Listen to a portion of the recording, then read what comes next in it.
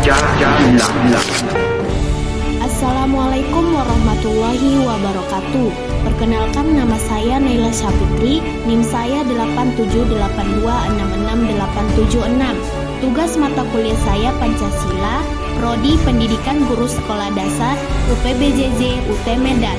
Pada kali ini, saya akan menjelaskan proses lahirnya Pancasila, BPUPKI, Piagam Jakarta, PPKI.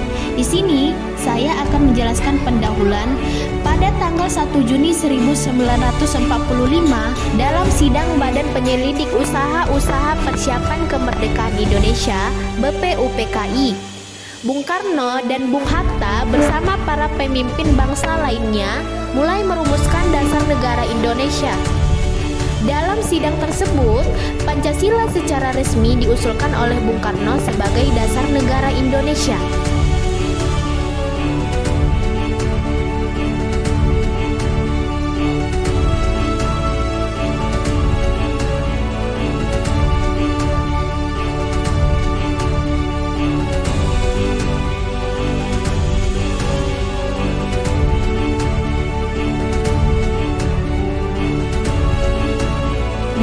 Bagaimana proses lahirnya Pancasila? Proses lahirnya Pancasila melalui BPUPKI yang mengusulkan dasar negara. Dilanjutkan dengan pembentukan Piagam Jakarta oleh Panitia 9 dan akhirnya disahkan menjadi dasar negara oleh PPKI pada 18 Agustus 1945. Secara singkat, BPUPKI merumuskan dasar negara, Piagam Jakarta adalah rancangan awalnya, dan PPKI mengesahkannya dengan beberapa perubahan. Selanjutnya, bagaimana sejarah lahirnya Pancasila? Gagasan tentang dasar negara Indonesia mulai muncul ketika Jepang mengalami kekalahan dalam Perang Dunia Kedua. Saat itu, Jepang membentuk Badan Penyidik Usaha-Usaha Persiapan Kemerdekaan Indonesia, BPUPKI, pada 29 April 1945 setelah menjanjikan kemerdekaan Indonesia. Tugas utama BPUPKI adalah merumuskan dasar negara yang akan menjadi fondasi bagi Indonesia setelah kemerdekaan.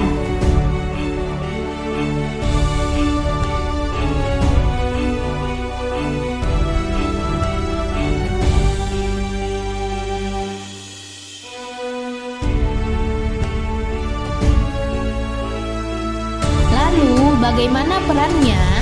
Peran BPUPKI 29 April sampai 7 Agustus 1995.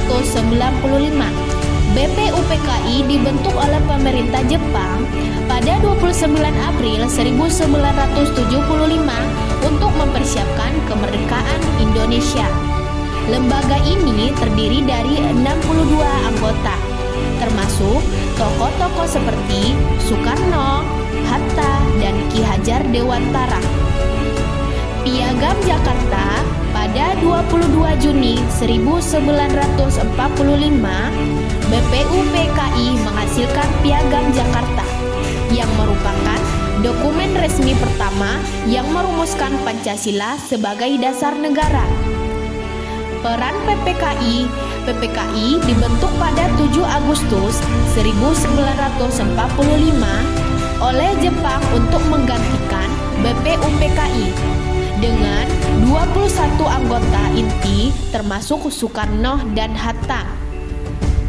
Sidang pada 18 Agustus 1945 pada hari proklamasi kemerdekaan 17 Agustus, PPKI mengadopsi Piagam Jakarta sebagai pembukaan Undang-Undang Dasar 1945. Namun, untuk mencapai konsensus nasional dan menghindari perpecahan, mereka menghapus sila ke-7 tentang syariat Islam.